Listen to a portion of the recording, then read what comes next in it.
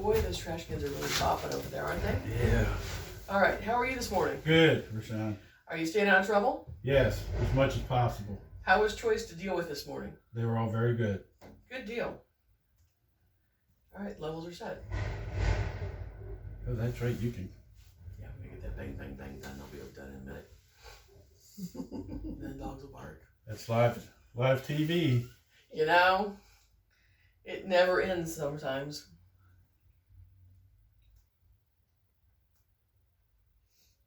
All right, you ready? Yep. Good morning. Welcome to Raising Connections. I'm Ray Shan Mayer. This is the program where we talk about your critters, companions, commerce, and agriculture. And every week we always have an interesting show and an interesting guest.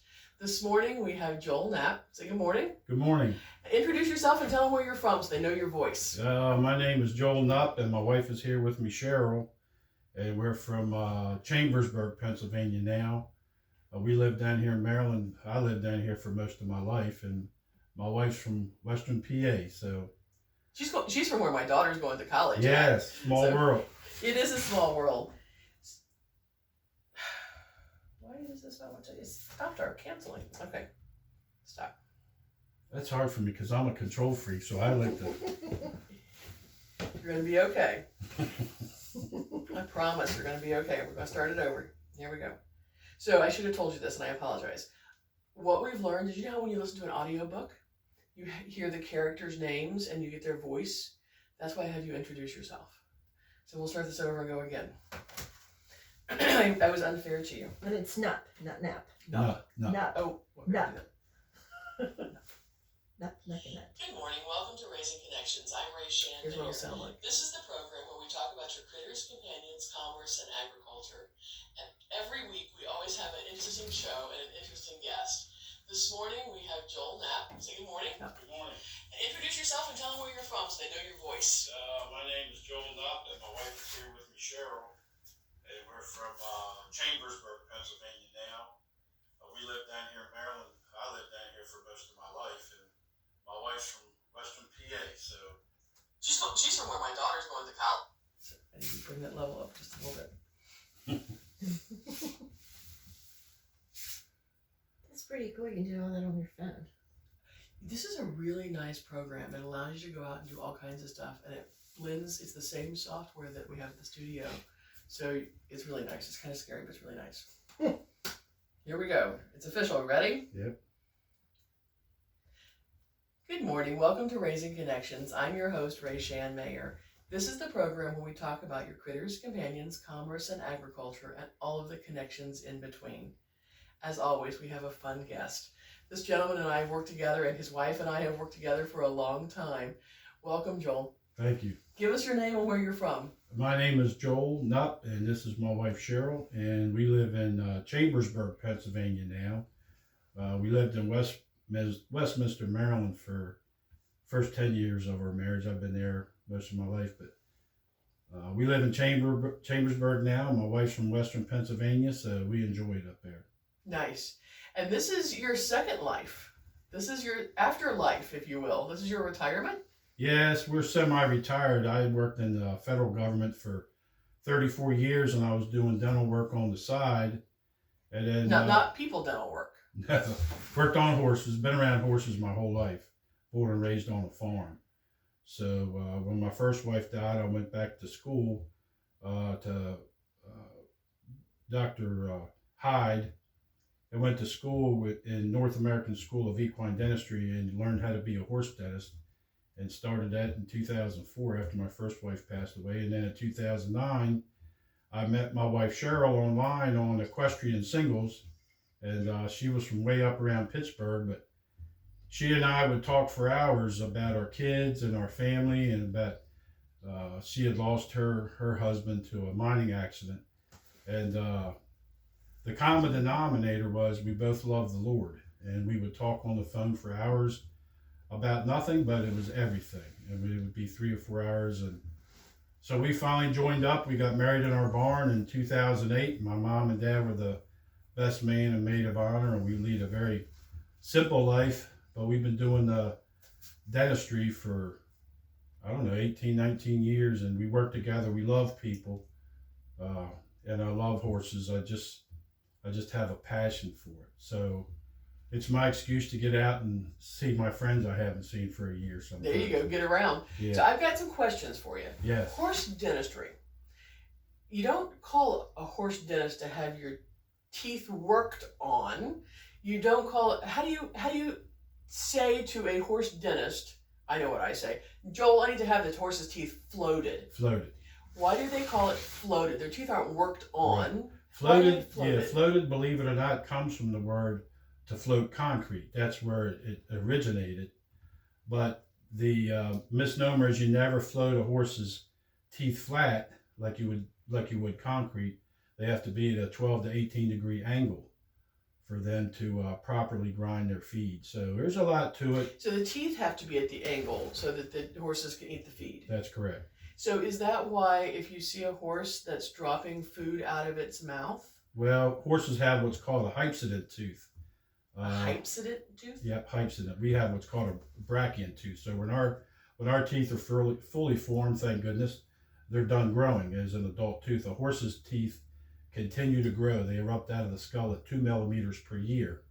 That's a lot of growth. It's a or lot very of little growth. growth, depending. But So until your horse is 7 or 8 years old, the teeth are forming in the skull, and at that time they're 75 millimeters long. So they're erupting out of the skull at 2 millimeters per year. So obviously the upper skull, the maxilla bone, is wider than the lower jaw, the mandible bone, and the teeth naturally get sharp, which might be okay if they're just out grazing, like a wild horse just grazes. But once we get on them and put a bit in their mouth and then start drawing back to ride or to compete or so forth, that's putting all that pressure on the mouth of the horse. So what I do in essence is file the teeth. So I've got a question for you. Some of our listeners ride and some of our listeners don't, and some of our listeners drive horses, and some of our listeners have seen horses being driven up in Pennsylvania or down in Maryland. So when you put a bit in a horse's mouth, does it rest on their teeth? Well, it doesn't. It rests in the front of the teeth on what's called the bar. The bar? Is that bar something that's in their mouth? mouth? Well, the bar, yeah, is part of the skull, but that's in front of the first premolars and the incisors. When you pull that bit back, that's when it makes contact with the teeth. So in other words, we do too when I float a horse like yours that I was showing you how they were sharp. Yep. On the 306, 406. It felt almost like a fang back there. Right. So when you pull back on that sharpness, all that flesh and everything in the mouth comes back on those sharp points, and that'll cause them to throw their head up and to react. So. And when their head goes up, their back hollows out. Right, and you're losing control of the horse. So, Gotcha. So the bar is not something that is put into the horse's mouth. The bar is what the bone of the mandible, the lower jaw, That's is correct. called. And there's a place where the bits sit. Right, that's the bit seat. The bit seat. That, like the lower teeth, when we rounded that off, that lets that bit come up on that first premolar, or first molars rather, and gets that pressure off of the bar and everything. And all the bits work differently. My wife's an expert on the bits. But we just came from a place where the roof of the mouth, the height of the hard palate is also plays an important issue with the bit. So she was, her horse was throwing his head. So, and she said he was rooting. So the first thing Rooting like a pig? Or? Well, rooting like kind of like a pig. They would pull on the bit and so forth. What happens? So the motion for that, sticking your head forward and bringing your nose up. Right. So Okay. what I look for from experience right immediately is rostral hooks. In other words, the top teeth, the 106 and the 206, have little hooks that come down. And when you put that pressure and that bit hits those hooks, they try to pull you out of the saddle. So, and in age, the maxilla bone goes over top of the mandible more. In other words, So the bottom of the jaw goes over the top. So they get an the underbite. yeah. So the bottom comes back. Gotcha. So then on the bottom teeth, you have caudal hooks, 311, 411. And so that's when the teeth grows like a fishing hook? Right. So they're a hypsident too. So they're going to erupt out of the skull 2 millimeters per year. If there's no opposing surface, they just grow like mad. So one of the things that I've seen happen over and over and over are folks thinking dental care for their horses because their teeth do grow. That's why they can eat sugar cubes and they don't get tooth rot. You don't get Correct. cavities Right. in horses because their teeth keep growing, much Right. like guinea pigs or That's right. rabbits or something like that. Why do guinea pigs and rabbits keep their teeth all chewed down or ground down, if they will, or do they? Well, I don't think anybody's to the point of looking into a rabbit and a guinea pig's mouth and making a living out of it. So I Okay. can't professionally answer that question. But they But just keep growing, and that's why They they get keep growing, cavities. right? So what about the wild horses down in Assateague and The Chicoutimi? wild horses, and we've been asked that before many times, and through the natural selection that only the strong survive and so forth, the teeth, only the horses with the best teeth reproduce naturally. And also the wild horse eats on the ground, which is the way God designed these horses to eat.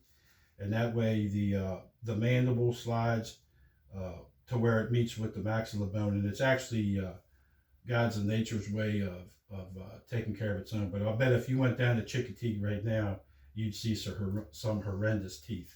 We were just down there 3 or 4 weeks ago, and I don't know if they get them floated, or if they have a vet do them or whatever. But I could tell you they have to be done. So what I'm getting at is the horse's teeth grow, and they don't get cavities. It affects their behavior in their saddle. Right. But it can also affect their behavior in Right. general, because I've seen it happen several times where those teeth grow and it hits nerves. Yes. There's a lot of nerves, and to correct myself if I said it, horses can get a cavity, but Oh, I didn't know that. they are erupting out of the skull, so there's a constant grinding. What we've seen in the older horses is the enamel in the upper teeth generally, as they'll get an infection up there, usually the 109s and the 209s, since that's the first teeth to develop at a year old. But they'll get infected and they'll have a bilateral sagittal fracture, and it doesn't happen a lot, but through years they'll get an infection up through the enamel, and the teeth will literally explode. So there's a lot to If look I at. put that into regular terms, the enamel cracks, bacteria age. get up in there, Yeah. and that's where the And teeth. when you have to have an extraction to that point, we are not licensed veterinarians, so we cannot sedate. And if you need a tooth extracted, what they'll do is what's called a tree find, and they'll literally drill down through the top of the skull and punch that tooth out. I send a lot of people down to Dr. James Brown down in Leesburg, Virginia. Okay. He's a good Christian friend of mine from the rodeo world, and he's about the best dentist around. And it's a clean atmosphere. That's the way to get an extraction taking place. Gotcha. So, what about the nutrition? Because if your teeth and your ability to contain food, and when they say dropping grain, Right. how does that happen? Well, And if you're older, right, if the teeth aren't, in other words, the mare's going to have 38 teeth, the male's going to have 42. so that's how we know if it's a male or female horse. Well, Well, other than the obvious. yeah, other But- than the obvious, that's. But if that's you the find best maybe way. a skeleton, that's how you Right. know it's a And male or female. and the geldings have 4 more because they have the canines. But if those teeth aren't grinding, Wait a minute. Males have how many? And geldings? 42. And then geldings have a different number than the... Well, they'll have 42 also. okay, because of the there we go. four I had to check that one out there for a second. Okay. But what happens is if the so they're grinding their feet. In other words, when a horse chews, they don't chew up and down like us. That bottom jaw drops down, over, up, and across. So they grind kind of like a grist mill. So if you have the teeth not meeting, you're not getting the percentage of the teeth meeting for the proper grind.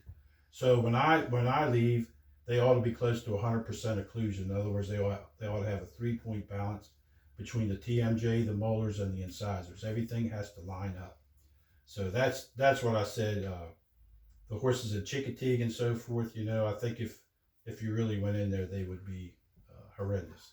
So let me make sure I've got all this put together, because in the beginning we talked about the angle of the teeth, and that was linked with how the bit sits and how the horse's mouth comes together and opens and closes. Right.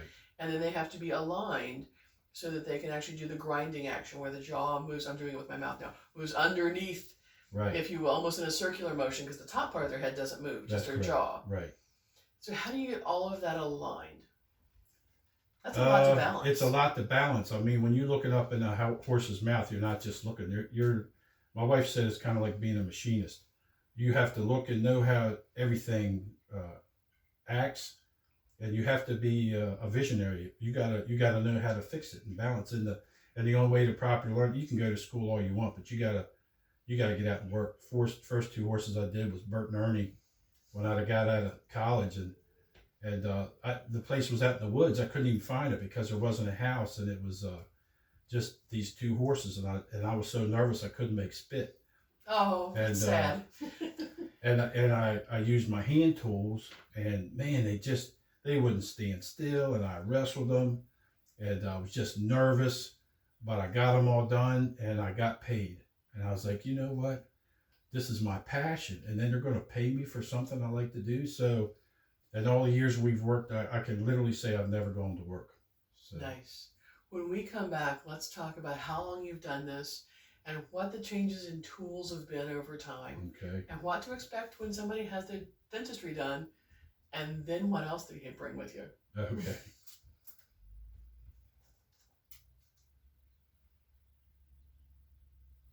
Painless? Oh, I love it. So we have commercial now. Then We'll run a commercial. That's cool. So I'm going to save this. Was that okay? We're going to save it and find out. I don't have to sit here and listen to I do not like to listen to Okay. myself talk. Well, then I won't make you do it. All right. But if it's not good, I'll call you Okay, and we'll do it on the phone. 2009. We got married in 2008. We met in 2007. I get the And- dates wrong. My husband was killed in a steel mill and in a mining accident. That's okay. So maybe we should bring you on for the second part. Okay. Recording name. That's funny, yeah, sure. It's like, She was back there cracking up. 2007. We've been married since 2008. It's like, whatever. Well, nobody will get your passwords or codes or anything. There you go. Maybe that was the goal. See? It was what I had planned, what the Lord had planned. The mining accident. I'm like, oh, no. So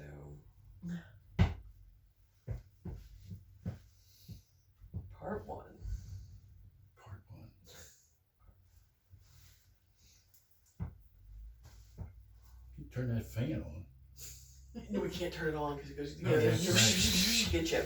We'll go outside, open that door, and be like, it'll be good.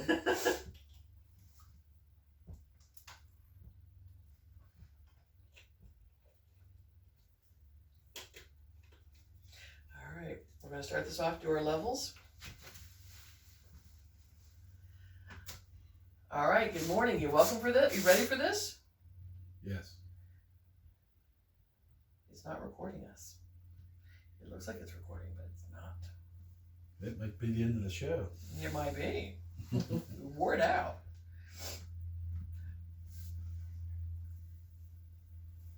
No. New. A new file.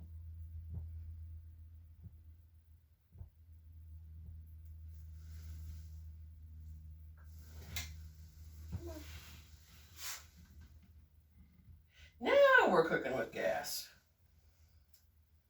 All right. How are you doing? Good. Oh, our levels are pretty good. All right, say something to me. Tell me about the steel mills and the salt mines. Oh. Good, Cheryl. There we go. All right. We gotta make sure our levels are okay here. You gotta talk to me. Oh, hello. Good morning. How are you today? There we go. All right, now we got it. Welcome back to Raising Connections. I'm Ray Shan, and we have Joel Nupp with us here this morning. Welcome in. Thank you. So you were talking about Bert and Ernie and being so nervous you couldn't make spit, but you were doing something you were passionate about. Yes. Doing the dentistry. So with the horse dentistry hand tools, so in my mind, I think an emery board, Mm-hmm. like doing your nails, because in my mind, your nails just keep growing. Right. Did you go in there with an emery board? Well, the first two horses I did with hand tools, which is like a rasp, and they have different grit bits that go on the hand tools, and it was just felt so awkward, and I just did not feel comfortable. In dental school at North American School of Equine Dentistry, I learned how to use a RA250, and it was developed a guy out in California, Big John, and it works off a Dremel, and it just was so easy to use that, and it did such a much better job than you could do with the hand tools. But back when I started, and I had the Dremel, we had back in the day when I started, it was electric. So you had this big Dremel hooked up to your waist, and you had a foot pedal, and then you had the speculum, and then you had your headlight. What, a speculum? A speculum holds the mouth open while you're working on the teeth. Got it. So there's a special brace that goes in the Right. front to open. Okay. So you have to have. That was my next question. How do you get horses trained to open their mouths? Well, you have to have a speculum to hold the mouth open, and you have to have a headlight. You got to have the light, Okay. and you got to have the speculum. But anyhow, I started using the RA250, and I probably have gone through the first years I was working. I probably went through 5 or 6 Dremels, and the problem when I first started was the Dremel was metal, the cable was metal, the tool you're using is metal, and every once in a while you'd be in a barn where you'd have a dead short. You had condensation or something coming up through the ground, and you would get shocked right through your right arm, through your left arm that's holding the metal speculum in the horse's mouth, and you would get shocked. Everybody got shocked. Oh, Yeah, that would be so- good. That happened probably in 18 years or 19 years. That probably happened maybe 4 times. But then they came out with everything was plastic, and there was non-conductive of electricity. So that was a welcome sight. And then back, I guess, I don't know, 2016, I started. Dr. Hyde told me about a cordless pack. And to believe me, I'd used the other for so long with the foot pedal and the electric, and I thought I'll never get used to a thing that clips onto my belt. But I did it, and it frees your feet up. And the only thing I couldn't adjust was the speed like I could with a foot pedal.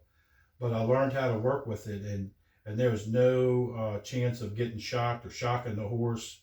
And it frees your feet up, because when you're working on horses unsedated, the last thing you want to do is get your feet caught up in power cords and that kind of stuff. So, One of the big differences between what you do and what a veterinarian would do is the sedation. that's the biggest option.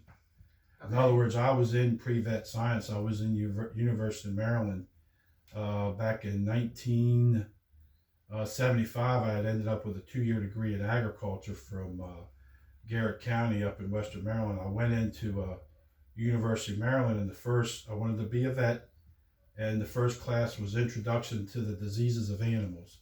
But I was a little farm boy, and I went to the University of Maryland, and on weekends, 33,000 people, they had cake parties. Oh. And yeah, that was a big no-no for a little country boy, and I fell in with the wrong group, and instead of finishing college, I ended up with a degree in how to drink beer all weekend, which didn't get me very far.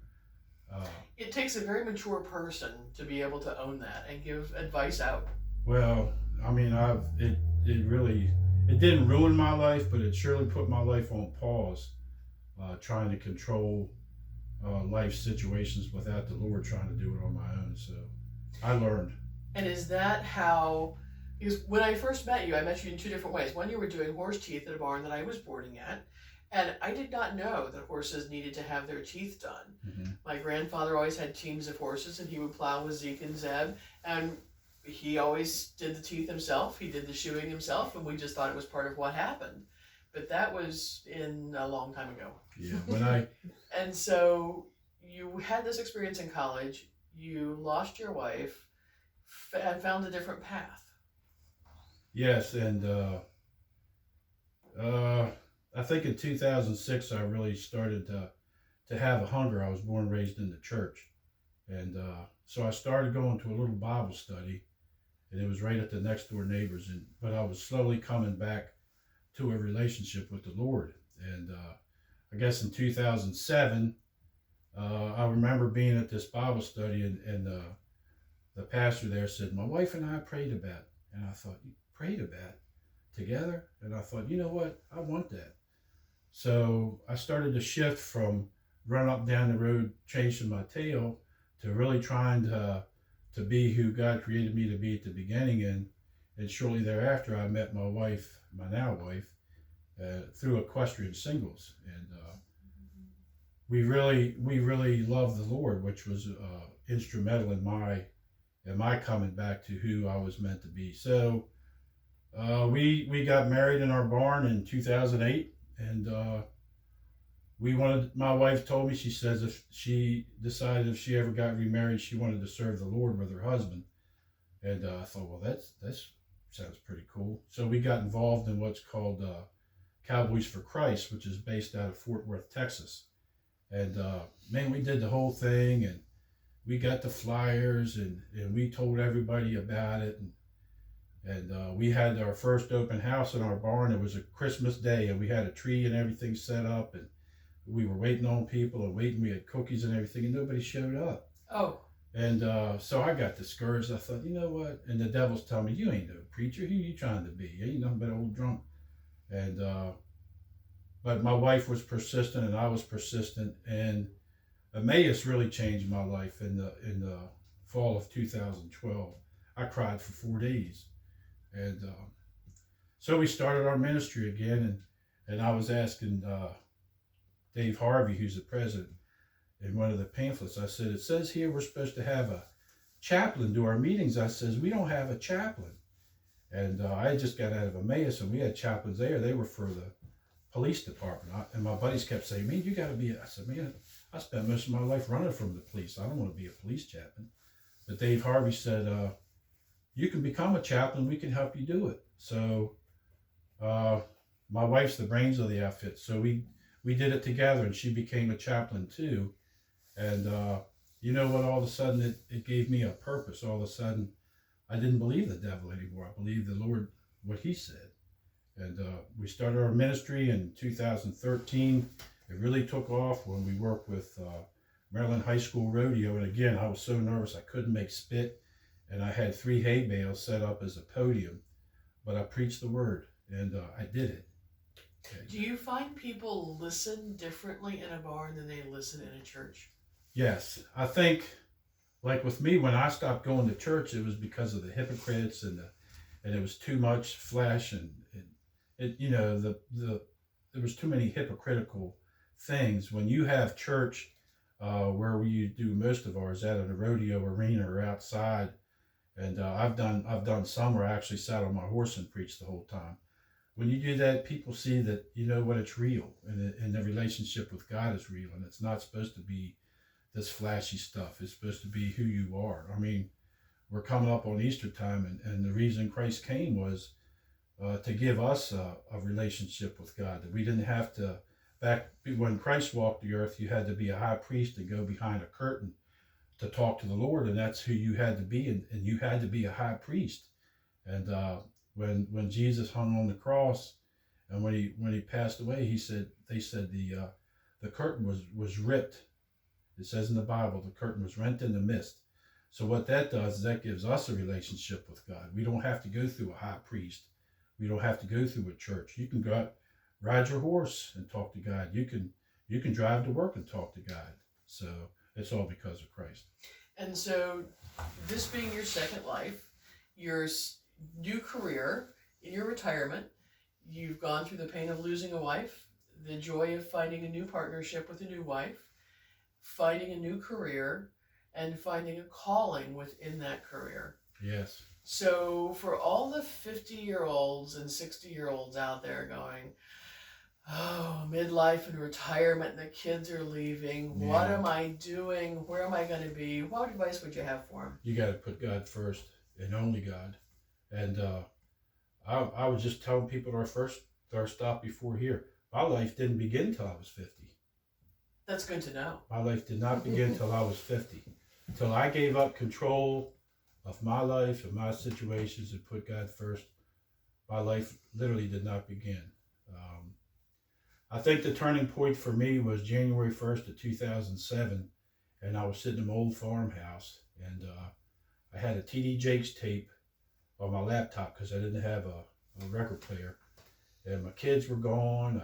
lost my wife, failed relationships, trying to be somebody I wasn't. Your kids weren't gone; they grew up and moved They on. grew up and Yeah. moved on, and I remember it was freezing rain outside, and it was just me in an old farmhouse, and we had one of those old vents. It was just a vent that came up out of the basement, and I remember telling God, I got nothing left, and I literally had died. I felt like I was so afraid at that point. I remembered I was so down, I couldn't breathe in and out. I had to tell myself to breathe in and breathe out. I was that down, and but when I told the Lord, I got nothing left, I literally could feel the blood running in my veins. I could feel the air changing in my lungs. And you know what? Things didn't become hunky-dory overnight, but it was a step. It was a process. Lots of little processes, lots of little Yeah. steps. So you're changing the lives of horses, the people you meet, the places you go, and they change you. Oh my, yeah. So in keeping the horses healthy and well and talking with the folks in the barns, you sound pretty balanced. You look pretty happy. Well, I still battle the world. We all battle the world. Being a Christian, I started my day out today at 6 o'clock, going into Chambersburg and going to a men's Bible study. I go through 3 Bible studies a week. I've got to have the fellowship. So life is where we put our priorities. My priority is my relationship with God, my wife, my family, and my work. You know what? When I quit work, nobody's going to remember me. They're going to remember the God I talked about. But And the things you did and who you Right. were. So life is what you want to make it. I'm telling you, just some of the stuff that happened in the last weekend, I could sit in bed with the sheets over my head. But you know what? I've had that pity party for myself before. Nobody else showed up. And with COVID, it's been easy for a lot of people to throw pity parties. Yeah, so we're blessed. I mean, we love coming out here, love seeing people like you, and we haven't seen for a while. So you know what? I would do this and wouldn't even have to get paid. I love people. I love horses. I love being up with my wife and traveling, and it's where I'm supposed to be. Taking care of the animals, taking care of the people. Mm-hmm. Sounds good to me. If we want to find you for horse dentistry, so not horse dentistry, for floating teeth, for grinding teeth, Mm-hmm. where do we find you at? Well, we have a website my wife made, and it's www.friendshipequine.com, and our phone number is 410-259-1301. We're supposed to be semi-retired. I mean, back in the heyday, we were doing 1,500 to 1,800 horses a year, but I mean, that's all we did was work. And you have to have a balance in life. Now we trail ride in the mountains a lot, and we're on the road, so you have to have a balance. Sounds good. Sounds like good, solid advice.